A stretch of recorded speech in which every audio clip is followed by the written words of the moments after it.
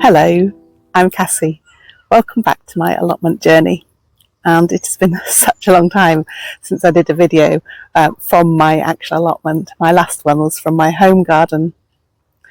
It's not to say I haven't filmed lots of bits of video over the last few weeks. I have here and there, but when it comes to sitting down in this hot weather and editing them, I'm not very good at it anyway. So I thought I'd just come this morning before I do some watering and give you a lovely tour of the allotment in its full glory at the moment.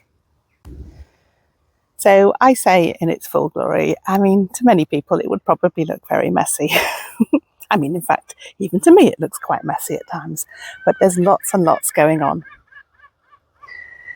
So let's take a little walk through here. Here in this top bed, I have got some lovely red cabbages growing, as well as a few other brassicas dotted in between and some nasturtiums. I did have some early cauliflowers in here, but they, I have to confess, were a complete failure. They just did not form a head, so I had some little tiny florets from them. But look, I need to harvest today this broccoli, otherwise that's going to go to seed, but that's looking good. And look, there's another little one tucked under there too, hiding under that leaf. So yeah, I think I've got some Brussels sprouts in there too. And then next to the brassicas, I've got this gloriously tall parsnip. So that's gone to seed and I'll be able to collect. If you look here, those seeds are pretty close to being ready to collect. So hopefully I shall have some really good quality seeds to sow here in the spring. So in this next bed, I've got a right mishmash, I have to say. We've got some ayleside onions that you can barely see because they're swamped by a sunflower, last year's leek flowers and a load of calendula. But they're kind of growing, not nearly as well as the other ones I'll show you in a minute. Next we've got some garlic here. In fact, that's an elephant garlic that has gone to seed, so I might try and collect the seeds off that actually and maybe have better luck with elephant garlic next time round. But yes, there is garlic, would you believe, tucked in amongst this, which desperately needs harvesting but has been holding up these beautiful sweet peas. And I say sweet peas plural, but actually it was one seed that self-seeded and grew into a massive big sweet pea plant, which I have had beautiful bouquets for weeks from now. And then again, this is so weedy, so this is a job for me as soon as I can have enough coolness to do it. But nevertheless, look at these beautiful onions. So these are globo onions. I know they're not going to be giant onions, but they're certainly going to be much larger onions than the ayleside ones that I've tried to make grow into giant onions. So I'm really pleased with these, and it was my cousin Helen that put me onto the this particular type, so I will be growing globo onions from now on. In this bed here, with the little obelisks in, do you know, these weeds have shot up since I was last here. I thought it was going to be looking quite good for you, and it's looking much more weedy than I hoped, but never mind. So here I've got a lot of beetroot, as well as a few other things climbing up, hopefully cucumbers. That plant down there has maybe got a chance. Oh, there's one coming up here. So they're picking up a bit, and I'll give them a good water and hope that they pick up some more. Some of my beetroot has bolted, particularly this yellow one, so not pleased about that. I have had some beetroot, you may have seen my harvesting video, so there is some beetroot. Let's get some of these weeds up here, growing still. It's got a bit of growing to do yet, but I've had some nice beetroot off there already. And then I've got cup and saucer vine, which hopefully will give me some beautiful flowers, that's growing up that obelisk, as well as a birdhouse gourd, which has got a bit lost, it has to be said. It's going in the wrong direction there, but hopefully that will pick up as well. I have noticed that a lot of the plants don't seem to really like growing up metal, and it occurred to me that maybe that's because metal is supposed to be in the ground and plants much prefer growing up wood and string, which kind of is stuff that grows above the ground. That's my theory anyway, because if they're following the metal, they're kind of going underground. Maybe that's the vibe they're getting. Tell me what you think anyway. It's just a thought. So in and amongst all of this, we've got some nasturtiums and some Cape gooseberry plants. This bed really does need a good weed though. It only had one the other day. Oh, it's such hard work. And then I've got loads of lettuces here doing really well. They may bolt, but hopefully not before I've had some more leaves off them. And that's one of my roses there, my Olivia rose, which is having a break. It will come back with some more flowers, I'm sure, and it's been absolutely beautiful, but it's having a break at the moment. So in and amongst, I've popped just random things. It gets to that time of the year where I just bung out plants that I've not yet planted out. So there's a little pumpkin plant, an aubergine plant and a pepper plant. Goodness knows if they'll do anything well. They're not looking too great at the moment, but I'll give them a good watering and see what happens. I've had absolutely masses of beautiful poppies, and to me they are beautiful when they are poppies and flowering, and then the green seed pods which you can put amongst bouquets, and then I'll leave them, and when it comes to the winter I'll have some beautiful dried pods as part of floral arrangements as well. So I'm really happy about that. And almost as an aside, growing in amongst those, again needing some weeding, are some leeks. So they're hopefully doing really well there.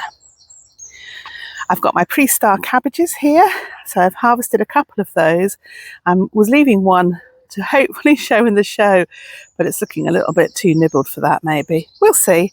We've got a village show coming up in a couple of weeks' time. So yeah, we'll see how we get on. Now this bed did have my onions in, and I've harvested a whole load of those, which are now drying off in the shed. So I've replaced where the onions were, again with some random leftover squash plants. So just there, over there, and over there.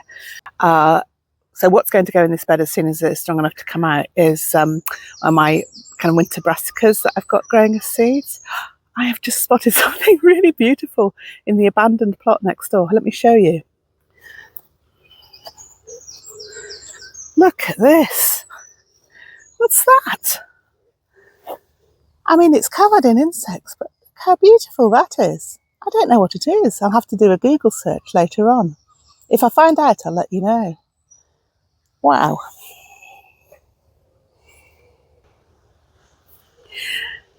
And then look at my amazingly beautiful Ancient Mariner David Austin rose. I mean, so many blooms. It's absolutely lovely. There's a couple I probably need to deadhead. I'll come back and look at that in a bit. I've got some gladioli coming up there.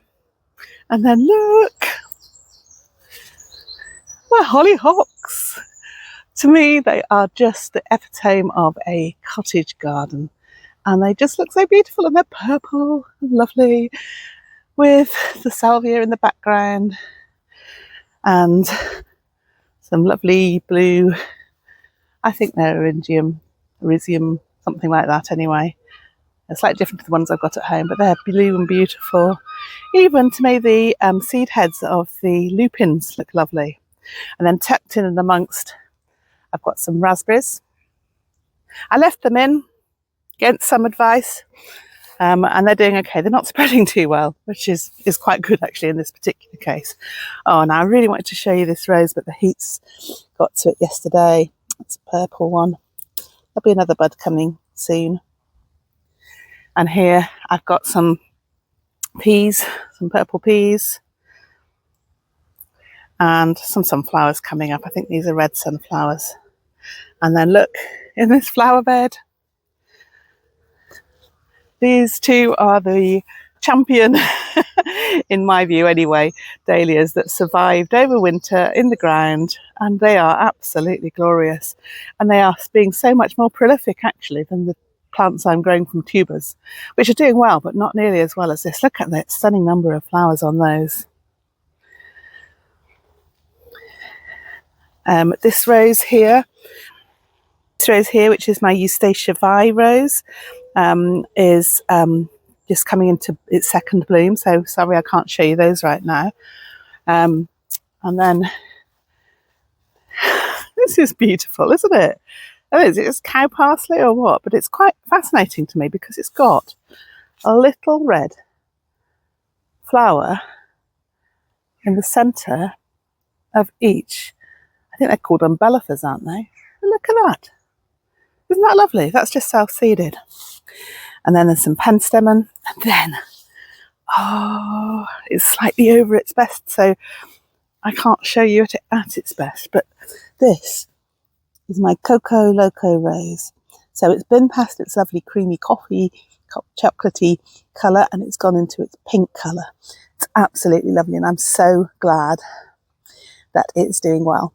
And hopefully next year it'll be even bigger and better and have lots of lovely blooms. My asparagus is my asparagus is being asparagus and in its bed, which is also sharing with quite a lot of long grass. It seems quite happy enough with it though, to be honest, so I'm not pulling that out. There's another rose which is slightly past its best, but this is called Nostalgie. I think it's a Belgian rose, and it's got, when it's before it gets to this point, it has this very dark red petals and the white around the edges of them, and then that kind of spreads and merges a bit. So that's lovely too. That's a new rose. And look at this. Look at the size of this. This is my hand next to it. It's a globe artichoke that's gone to flower. Isn't that absolutely beautiful? Massive thistle-like plants. So really pleased with those. I've got my honeysuckle here growing up, tentatively growing up this metal arch, but it's growing anyway. Actually, it's not really growing up anything, it's just growing into a great big bush. And that's in front of the strawberries over there and there, which I've finished harvesting now. And here I've got the sweet peas I actually sowed, which are exhibition varieties. I have been picking them quite a lot, as you're supposed to, and yeah, I've got a few today. I'm hoping they pick up a bit more. Maybe I've been watching them a lot actually, so maybe they will just carry on and hopefully continue to flower. And then next to them, this is chicory that has gone to flower, and I have got some more of this somewhere else, which I'll show you when I get to that, and it's looking absolutely beautiful.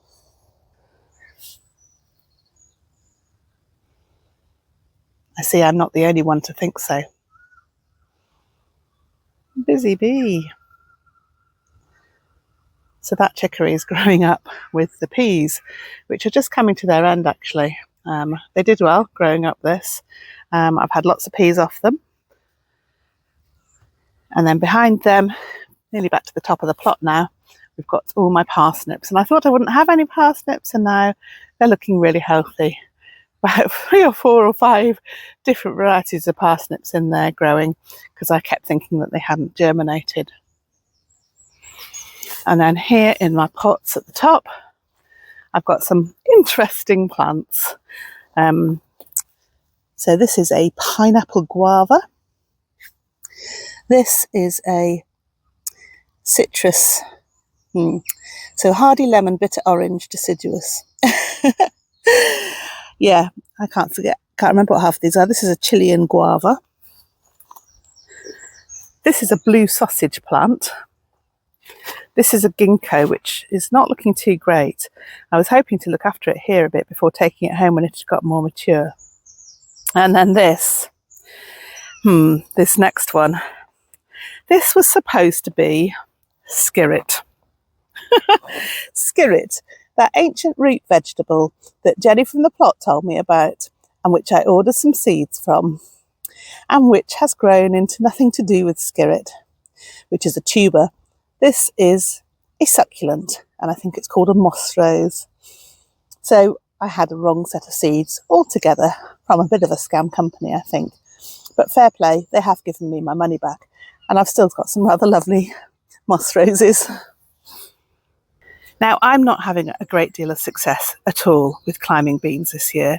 These are my spares and they germinated really well, but they're just not really going anywhere. Maybe they're overcrowded. But yeah, I even put string up the metal arch to encourage them to grow, but not much happening at all. Never mind. So that's my main plot, my first plot. Let's take a look now at what's going on at the shed plot. So here we are at the shed plot. And there's all sorts going on here. There's some potatoes. These are my pink fir apple potatoes. They're not looking their best, but hopefully I'll get some potatoes from them. And here we've got my tub of freesias. I've never grown freesias before. They're coming up.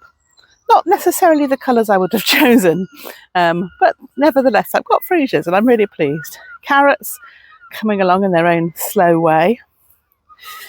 My ochre looks to be doing really nicely there. So that's a winter harvesting crop once the frosts have gone. But that's growing nicely. I didn't think it would at all. And that's ochre grown from tubers that I grew last year. A little chocolate cosmos in this pot, which has struggled a bit, to be fair, as have these aubergines and peppers, which are just off-chance replacements for what was here before, which was some shallots.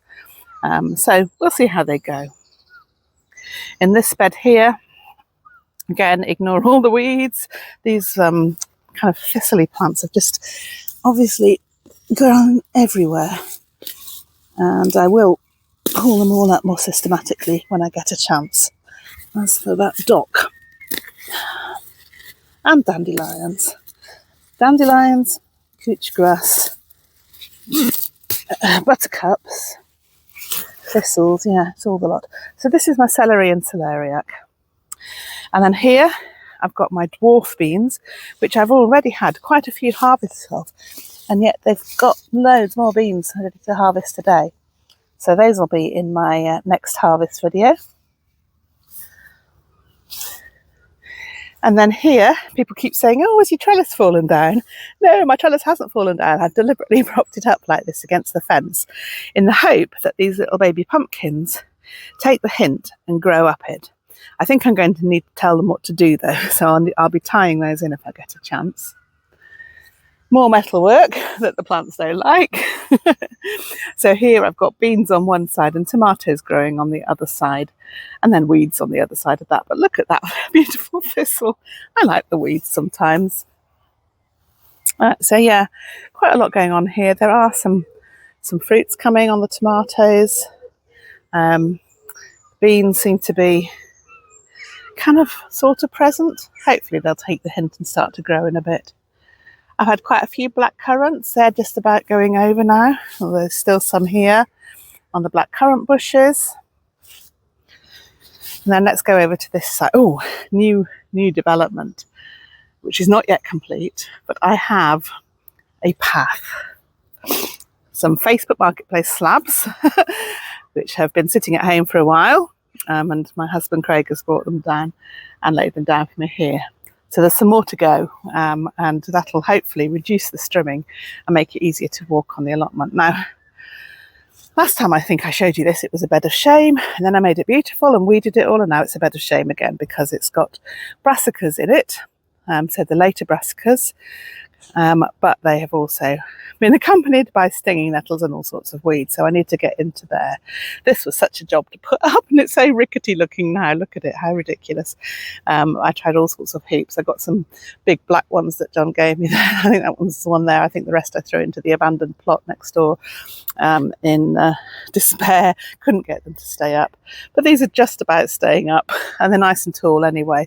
But of course the plants are not going to grow nice and tall, are they? They're going to decide to be really squat. Right, here we've got what's left of my cold frame. I gave up because two of the lids were flapping away, and actually then I decided it doesn't hurt, does it, to have a bit that's open with the sides on it, and also have some covers. So it's got both. Those are melon plants growing in there. Now this looks really weird. It doesn't really look like a melon plant. I think they must be miniature. I think these are miniature melons. Now if they are, and if they come to anything, amazing when it looks more like a sort of nightshade thing to me. It definitely says, no, it says miniature melons that taste like fudge. So Jenny from the plot, if you are watching, these are the miniature fudge melons that we brought the seeds for on our little trip. But yeah, they've got flowers on, the plant looking healthy enough. So hopefully we'll have some other melons too. And then another lidless cold frame, but it does give some sort of extra protection. And that's got some cucumber plants there, which, to be fair, are looking slightly more healthy than the ones that are growing out in the open. And then what have we got around here? We just get to the other side of this cold frame, which I'm just leaving propped open. Oh, you can see the weeds more than you can actually see. Let's get these out. Oh, thistle, which I haven't got a glove for, so I'm not getting that out. Fat hen. All manner of weeds. But tucked in amongst the weeds, if we ever get a chance to see them. Come on, going to be brave. Oh, out, damn thistle. Right, that is actually the plant that I want to be in there. And it's 3 sweet potato plants that I've got in there. So they are apparently grown best undercover, so they're kind of undercover here. And they look healthy enough anyway, so that's good. This is where I had my main garlic crop. So that's come out, and again, lots of spare squash plants. So there's a pumpkin and a patty pan gone in there. My rhubarb is looking very sad and abandoned. Sorry, rhubarb. And then I've got some more fruit bushes here, which are kind of just existing, I think. And a self-seeded giant sunflower. Fantastic. That's hopefully going to be lovely. Now, this strawberry patch, I got nothing from. Now, I was hoping to get a lot of strawberries from this. I thought it would be their sort of final flush year, but really did nothing. It could be that they actually did something. Apparently there were some kids wandering around the allotments munching strawberries, so they could have had the lot. Oh well. And then the new bed that I made next to the compost. Oh, I can see I've got a courgette. How exciting at the back there. Whoa. You see? Yes, I've been a bit slow to get any courgettes this year. And I actually think that one's supposed to be a marrow. I'll go and check anyway if that's the one that's supposed to grow into marrow. I think it probably is. What's that one? Yeah, well, I'll take a look. But yeah, so I've got 3 slightly better established, 2 anyway, and another later addition in that bed coming along with, yes, more weeds. So that's about it for my shed plot. Let's go and see what's happening up at the top plot.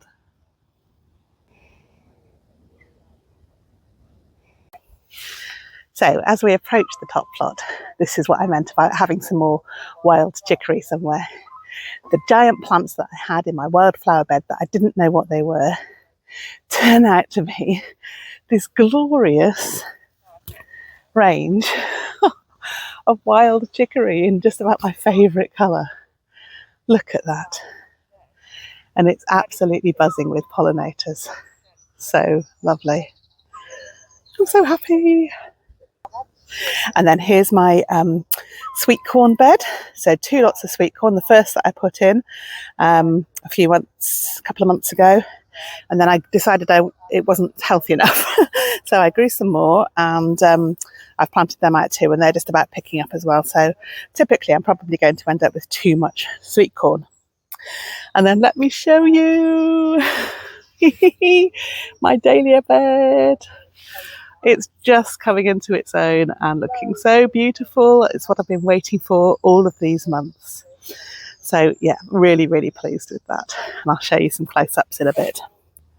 So my original sowings of squashes that I just had a few successful ones in and popped them in, they are doing really nicely here. So I've got some, I think there's a cheeky curry, there's a crown prince, there's a Turk's turban, the Chogia one as well. So they are looking really, really, really healthy and spreading everywhere else. And then I've put some more in that bed there. And they are picking up now as well. Some of them, I think a couple of them succumbed to slugs, but the rest are on their way. And we've even got some little fruits on there coming. So really exciting. My climbing beans now, I've got a couple of brave Blauhilde beans that have made their way to the top of the poles, but everything else gave up the ghost. All those beans, really disappointing. But yeah, those are doing okay. And I know that my friend Kathy had some spare beans, and she said, where shall I put them for you? I said, I'll just pop them in. So I think she's popped them in along the bases of the empty sticks. So we never know, we might get some. It's possibly a bit too late. Now sorry about the background noise, there's lots of people talking. So yeah, this is my cultivated flower bed, which is not doing nearly as well on this plot as the wildflower bed. But there's some sweet williams come up there that are looking quite pretty. Nasturtiums struggling along, grass doing fantastically, and everything else. I have put so many plants into here and they just don't seem to be very happy. So I've clearly not got the soil right, and I'll have another go with that next year. And then finally, the piece de resistance, my tomato plot. The tomatoes in cages are doing amazingly. So I can just get to them. It's getting trickier actually to avoid trampling on all my squashes, which are going mad. This is probably not thought through terribly well to put them at the entrance, but yes, really thriving, these tomatoes. I've got nothing much to harvest yet, or nothing at all to harvest yet really, but they are all doing really well and looking really healthy. I possibly put too much fertiliser in, which is why they've gone really mad on the green growth and less on the fruits. But we've got, if you look here, these are some Alice's Dream. They just need to get a bit red underneath. We've got lots of Leginas tucked in there. Yeah. Oh, it smells amazing in here. Oh, Happy Cassie stood in the middle of my tomato plot. Yeah. It's really lovely here. I even tucked in a few little marigolds at the bottom. And I don't know if they're going to fight anything off in terms of this amazing stack. Now, these are probably far too close together, these tomatoes, in lessons learned. But that's me. Cram it all in, see what happens. And then at the top, right at the top of the plot, nothing to do with any effort on my part, but I do have a blackberry bush, a red raspberry bush, and a very prolific yellow raspberry bush, which I've been harvesting some raspberries off as we go. So I think before I do the watering, I'm going to go and have a sit down on my bench over there and just enjoy the view of the dahlias and the sunshine and this beautiful countryside in which I live.